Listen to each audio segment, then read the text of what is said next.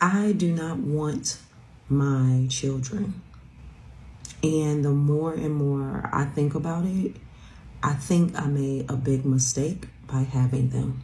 I've been thinking about this for years, and I also told my children that I do not want them at all. I told my children that I don't want them to live in the United States. I don't want them to grow up how I grew up. I don't want them struggling. I definitely don't want them to deal with discrimination. And I don't want them to be in debt. I don't want them to find a person that is not going to be beneficial to their lifestyle and how they've been living for almost the last 10 years being abroad.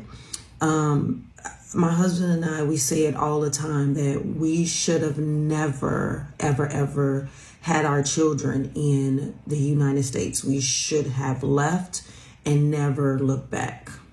All the stuff that's going on in the United States is not an healthy environment for my children to live in. I want them to feel secure. I want them to feel safe. I want them to feel loved by a community of people that is all striving for the same outcome.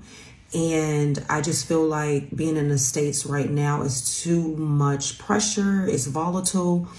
And also, if they are looking to go to college and things of that nature, is too freaking expensive. As a parent, we want what's best for our children. Now, do I want them to struggle? Yes, but I don't want them to have the same exact struggles that I had growing up with.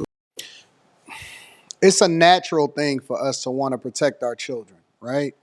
But at the same time, this is why you got to have the balance of masculine and feminine in a household where you're raising children, because it's not about whether or not all the community is always going to be. That's not realistic. It's not even realistic when it comes to the jobs that you work.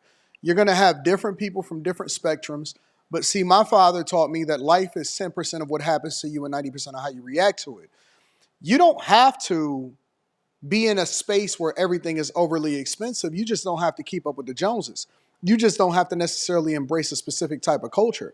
The culture is what you make it. And so everywhere in the United States of America is different.